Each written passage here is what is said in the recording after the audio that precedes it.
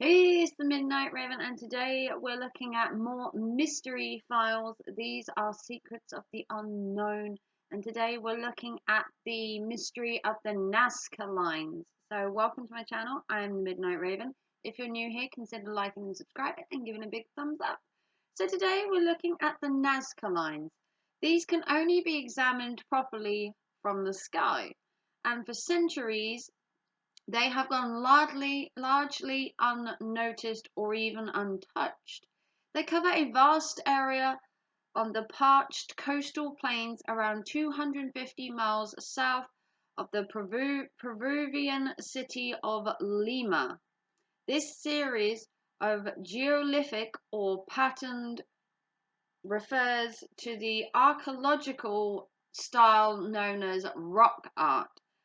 These have fascinated those who have photographed them for centuries. They have studied them in the local area and still have little to no knowledge about the Nazca lines. So this area was designated as a UNESCO World Heritage Site in 1994. More images are being found throughout the years, but what are the Nazca lines, and can anything be found about them?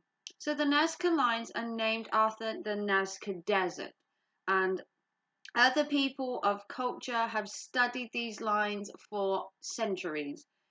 This began in 100 BCE and went on to flourish from 1 to 700 CE, and researchers believe the majority of the lines run in a straight line, but they also contain geometric designs, and they also contain depictions of animals and plant life.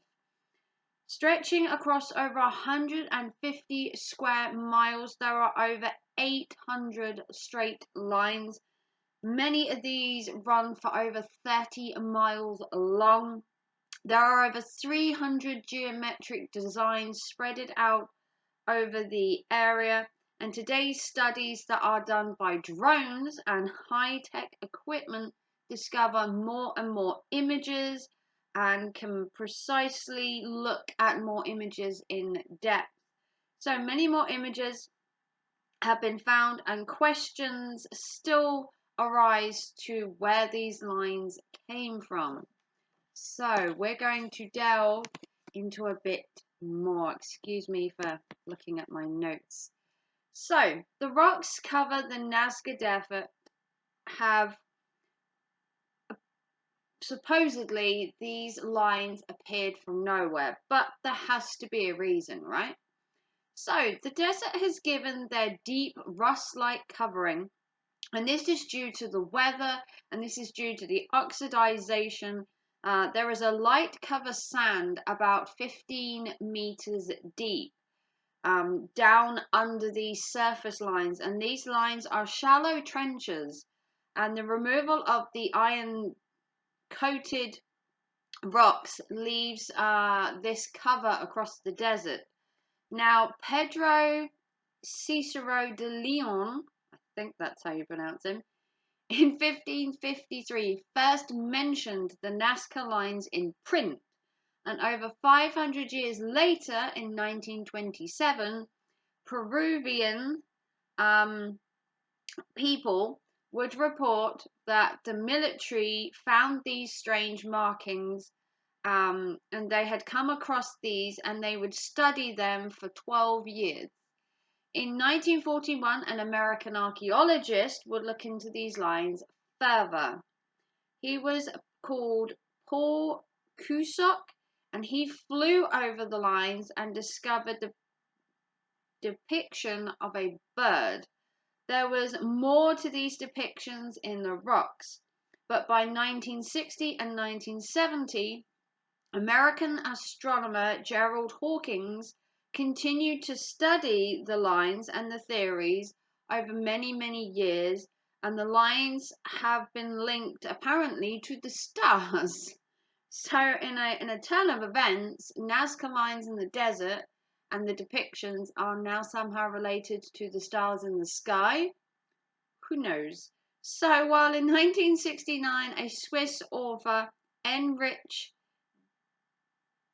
Dankin or Dakin, cannot pronounce, I'm very sorry, claimed the lines were made by ancient humans called ancient astronauts. So that takes us up to then, and that these lines today are still being photographed, they're still being looked at. What caused the Nazca lines? Why are they here? Were they left by ancient people called ancient astronauts? Are they just a weird phenomena caused by the environment in the Nazca desert? Are they just random depictions that happen to be in the desert? Kind of like sometimes you get like a random image come up on a beach caused by seaweed, rocks, and that makes it in the sand. Did some ancient civilization make these? Kind of like hieroglyphics that you would get in a cave, but these were hieroglyphics maybe on rocks out in the open.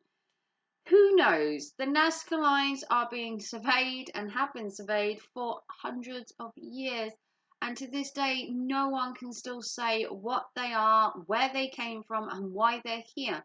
But people will still continue into these lines, and they still continue to fascinate people. I'm sorry if I crucified any names in there. It's not the easiest for me to be on camera and do this. I would prefer to take notes and write like an essay on YouTube, but you guys prefer me in front of the camera apparently. So if I'm going to crucify names, then so be it. But if you want to like, subscribe, and give it a big thumbs up. This is the Mystery Files, and this is the case of the Nazca lines. Let me know down below your thoughts and feelings. Let me know any more information you have about this. I've obviously done a very brief research. I do like to keep these Mystery File videos under 10 minutes. But I do research them. So if you'd like to like, subscribe, and follow my channel for more Mystery Files. If you want to consider helping the channel, consider becoming a member for behind the scenes stuff every week and extra videos. A PayPal goes directly to me and I get 100% of it. But if you'd like to super chat me so YouTube can take 30%, all's well and good. And I will see you very soon for another Mystery Files. Take care and thanks for watching. Bye guys.